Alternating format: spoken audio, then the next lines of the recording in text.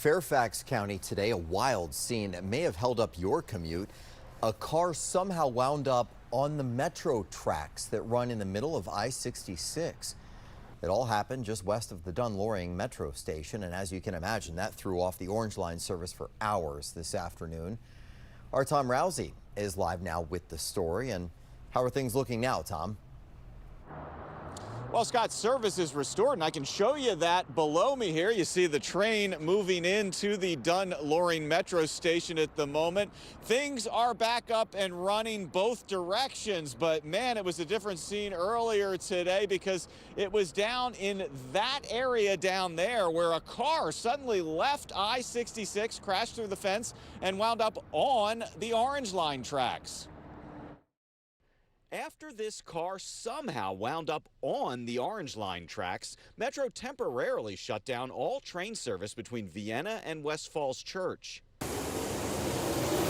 Riders had to take shuttle buses instead, some hoping not to be late for work. Just hop, take the shuttle, try to get to work as fast as I can. But most of the people we spoke with were going downtown for a different reason. We're trying to go see the monks at the Lincoln Memorial. To honor, what these great monks have done and the message that they're trying to convey to all of us, which is peace on earth. Gail Cardwell says partially because the monks have inspired her to be patient, she kept a great attitude despite the car on the tracks incident forcing her to take a shuttle bus. Metro Rail's very good. So a little shuttle bus is not upsetting you?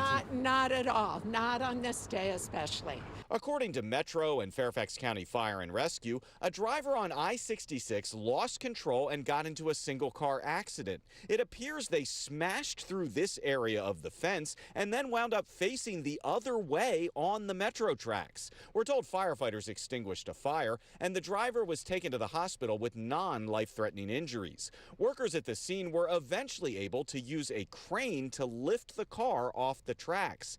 After that, though, they had to inspect the tracks to make sure they weren't damaged and unsafe.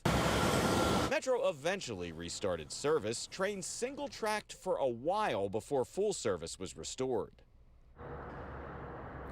Now, that said, as you may have noticed a moment ago, trains are moving slowly in this area at the moment. That said, two-direction full service was restored around 2:30 this afternoon. The actual accident happened around 11:30 in the morning, Scott. Yeah, so a few hours there. And Tom, you cover Metro a lot.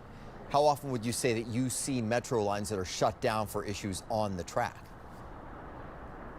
Well, it happens a lot, Scott, for things like animals occasionally get on the tracks, like a deer. Sometimes objects wind up on the tracks. That said, for a car to somehow wind up on the tracks, that is extremely rare. In many areas of the Metro system, you wouldn't be able to get a car on the tracks if you tried, so that is not something that we cover very often.